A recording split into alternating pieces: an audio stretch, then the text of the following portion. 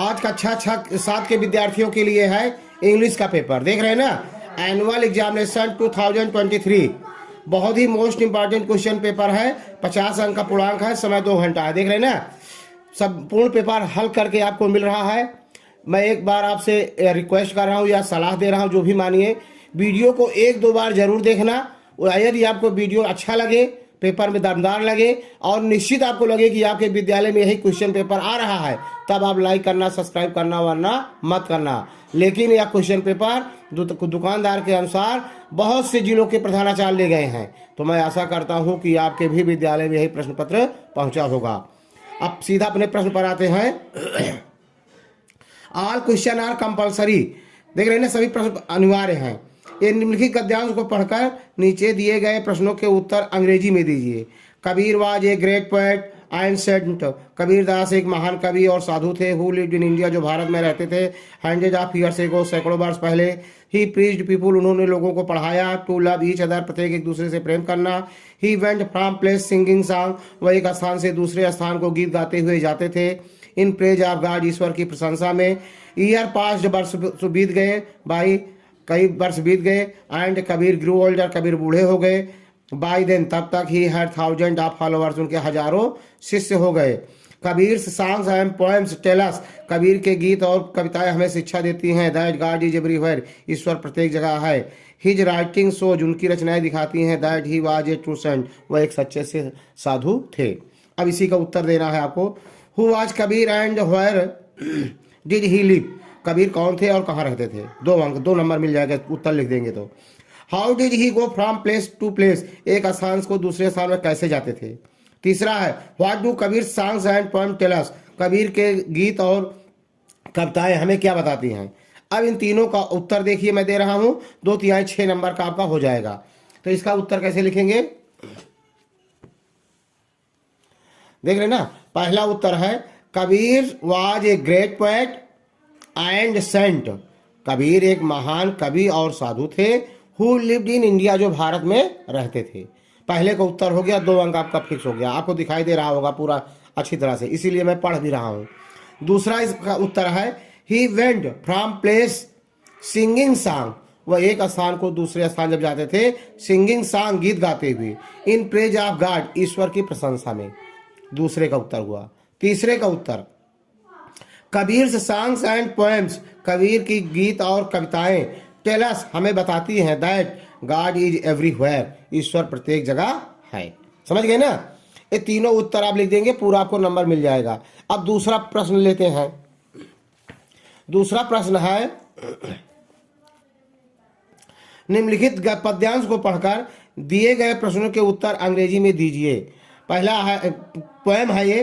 Till I look down the garden green, down on the roof so brown, up in the air I go flying again, up in the air and down.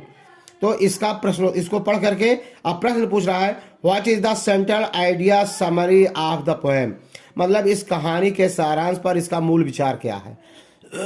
तो आपके sir जी लिखाए होंगे या जो मैं बता रहा हूं इसको आपने लिखेंगे कि झूले के माध्यम से जब कभी ऊपर जाता है तो जो उसे दृश्य दिखाई देता है, और जब ऊपर से नीचे की ओर झूला आता है तो प्राकृतिक का दृश्य कैसे दिखाई देता है, उसी के बारे में वर्णन किया गया है।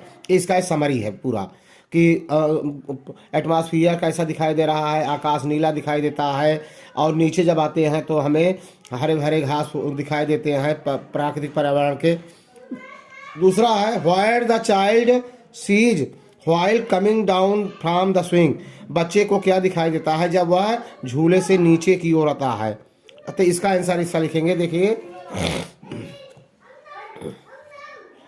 दूसरे का दूसरा उत्तर है द चाइल्ड सीज, बच्चा देखता है। द ग्रीन गार्डन, हरा बगीचा। एंड ब्राउन रूफ्स, और भूरे रंग की छतों को देखता है।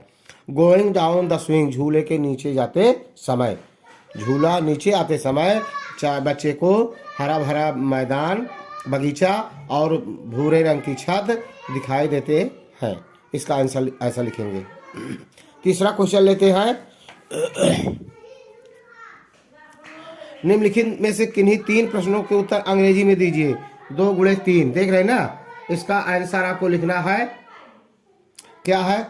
What does the little birdie say to her mother, मतलब what does the little birdie say to her mother, छोटी पक्षी अपनी माँ से क्या कहती है? दूसरा है what was Gandhi ji full name, Gandhi ji का पूरा नाम क्या था? Why did he put the gold coin, उसने सोने के सिक्कों को कहाँ रखा? What did Florence want to become, Florence क्या बनना चाहती थी? Why did Robina worried, Robina चिंतित क्यों थी? अब इनमें से 5 क्वेश्चन है कि इन्हीं 3 प्रश्नों का उत्तर देना है और 2-2 अंक के सभी हैं, 2 गुणे 3 उत्तर लिखना है, 6 नंबर आपको मिल जाएंगे। अब इनके उत्तर देखिए कैसे लिखेंगे आप। एक भी क्वेश्चन नहीं छोड़ना है, पूरा वीडियो देखना है और मैं आशा करता हूं कि आपको पूरा अंक आपको मिल जाएंगे। वीडियो को पूरा देखना, इसकी मत करना। देखिए लिटिल, पहले तीसरे क्वेश्चन का पहला का उत्तर आप कैसे लिखेंगे? Little birdie say to her mother, मतलब छोटी पक्षी अपनी माँ से कहती है to let her fly away, मतलब मुझे भी दूर उड़ने दो। छोटी बच्ची भी घोंसले में जो है वो उड़ने का प्रयास करती है, अपनी माँ से उड़ने के लिए कहती है।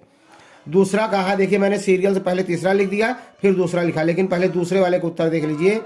Gandhi ji full name was Mohandas Karamchand Gandhi, Gandhi ji का पूरा नाम क्या था? मोहनदास करमचंद गांधी था।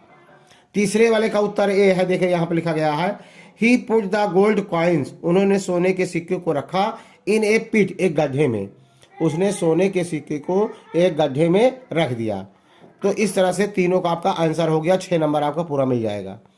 कोई क्वेश्चन आपको छोड़ना नहीं है, वीडियो को पूरा देखना है, वीडियो को 1-2 बार देखना है, तब आपको लाइक सब्सक्राइब शेयर करना है, नहीं वरना मत करना। जब आपको वीडियो लगे कि अच्छा है, सर जी ने परिश्रम किया है और यही क्वेश्चन पेपर आपके विद्यालय में आ रहा है, इसलिए बहुत पहले आपको दिया जा रहा है। और यदि पहली बार आए हो तो चैनल को लाइक सब्सक्राइब शेयर कर देना और बेल का आइकन को दबा लेना ताकि आने वाली हर सूचना आपको सबसे पहले मिले। वीडियो को पूरा देखना। अगला क्वेश्चन लेते हैं। चौथा क्वेश्चन है, निम्नलिखित में से किन सही कथन के सामने सही तथा गलत कथन के सामने गलत का चिन्ह लगाइए। The king gave the gold coin to the people, मतलब राजा ने सोने के सिक्के को लोगों को दे दिया? नहीं, वहां के लोग आलसी थे ना, तो उसने सिक्का पाया ट्रेजरी में अपने खजाना में जमा कर दिया था। फॉल्स है, यहाँ फॉल्स लगा दिया गया है। 30 January is celebrated as a martyr day in India, मतलब 30 जनवरी इज सेलिब्रेटेड, 30 जनवरी को शहीद दिवस भारत में मनाते हैं। अब इसके बारे में मैं नहीं जानता, किताब के अपना देख लेना, पढ़ लेना, अगर होगा तो सही कर देंगे, गलत होगा तो गलत कर देंगे, बच्चे ने तो गलत किया है। तीसरा, mother does not teach a child about right और रॉन्ग, क्या माँ अपने बच्चों को सही गलत के बारे में शिक्षा नहीं देती है? देती है, अर्थात यह वाक्य गलत लिखा गया है, इसको मैंने गलत कर दिया। इस पर मैं कन्फर्म हूँ, केवल एक क्वेश्चन पर मैं कन्फर्म नहीं था, दूसरा वाले में। फ्लोरेंस वाज बार्न इन ए पुअर फैमिली, ये भी गलत है। फ्लोरेंस वाज बार्न ए रिच फैमिली, फ्लोरेंस जो थी, फ्लोरेंस नाइटिंगेल एक धनी परिवार में पैदा हुई थी, और ये भी गलत लिखा गया है। तो आपको एक नंबर के 4 क्वेश्चन है, सही गलत लगाने में आपको 4 नंबर मिल जाएंगे। 5वां क्वेश्चन है, अपनी पाठ्य पुस्तक रेनबो के आधार पर किसी एक कविता की 4 पंक्तियां लिखिए जो इस प्रश्न पत्र में न दी गई हो। तो आपके यह कॉमन क्वेश्चन है, चाहे जिस जिले के होंगे आप, चाहे जहाँ के होंगे, कविता जरूर आता है लिखने के लिए। इसके लिए आपको एक कविता, 2 कविता याद करना होगा, जो आया रहेगा आपके पेपर में उसको नहीं लिखेंगे और जो नहीं आया रहेगा उसको लिख देंगे। तो ये कॉमन क्वेश्चन है, इस पर ध्यान आपको देना है, याद करना है आपको। 6वां क्वेश्चन है, प्रोनाउन अथवा एडजेक्टिव की परिभाषा उदाहरण सहित अंग्रेजी में लिखो।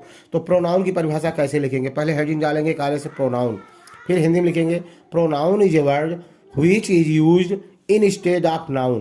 प्रोनाउन वह शब्द होते हैं जो संज्ञा के बदले प्रयोग किए जाते हैं, जैसे ही, सी, इट, यू, दे, इटीसी, ये सब प्रोनाउन है। और एडजेक्टिव भी इस तरह लिखेंगे, adjective is a word which modify noun और प्रोनाउन। विशेषण वह शब्द हैं जो नाउन अथवा प्रोनाउन की विशेषता बताते हैं, जैसे good, bad, big, tall, green, yellow, ये सब एडजेक्टिव है। तो अब इसका कैसे लिखेंगे, मैंने लिखा है, आपको दे रहा हूँ, ऐसे आप लिखेंगे। देखिए, प्रोनाउन डालेंगे, प्रोनाउन पे लिखेंगे pronoun is a word which is used, U-S-E-D, used in stead of noun as he, she, you, it, they, etc. ये सारे प्रोनाउन हैं, ठीक, अब अगला क्वेश्चन लेते हैं। अगला क्वेश्चन है 7वां क्वेश्चन है, नहीं इसमें है बी, 6वें का बी है। अपने विद्यालय के प्रधानाचार्य जी को बुखार के कारण 2 दिन के अवकाश हेतु प्रार्थना पत्र अंग्रेजी में लिखिए।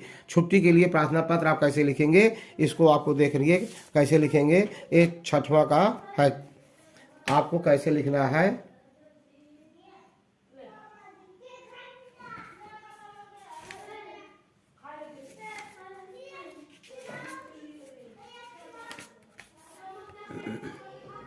देख रहे हैं, बीमार होने पर छुट्टी के लिए प्रार्थना पत्र, ऐसे आप बिल्कुल लिखेंगे।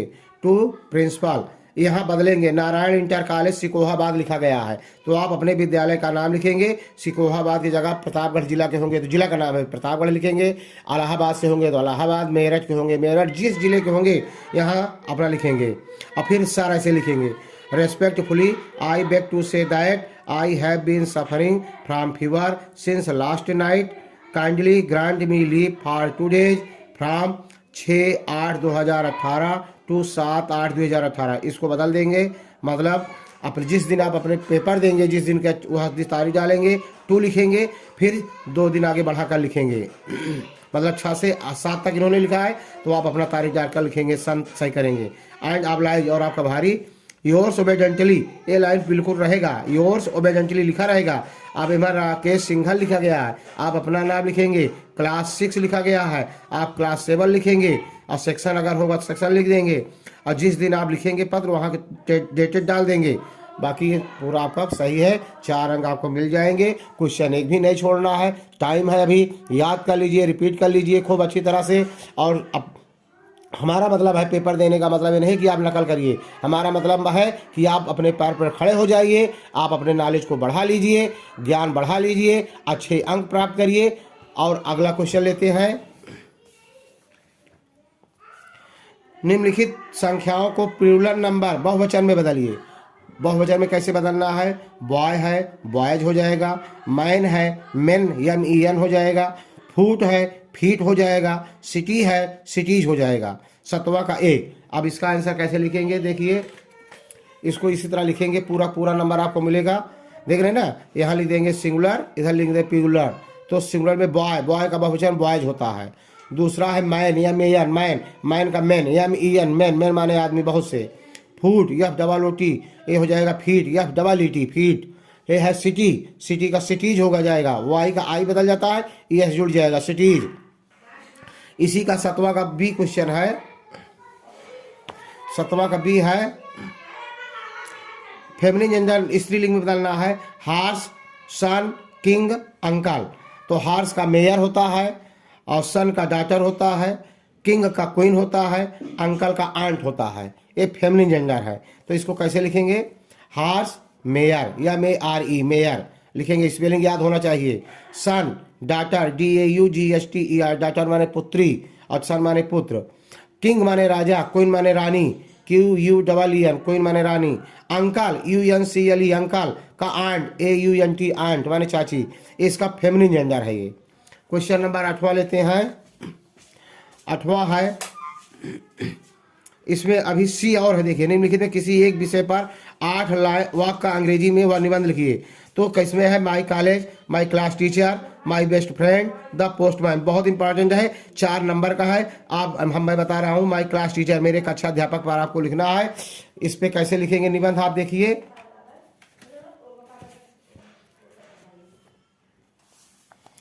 माई क्लास टीचर, देख रहे हैं ना, मेरा कक्षा अध्यापक। इसी तरह से बिल्कुल लिखेंगे, the name of my class teacher is mister S Pandey. तो आप यहाँ जो यस पांडे है बदल देंगे, आप अपने कक्षा टीचर अध्यापक का नाम लिख देंगे, ठीक।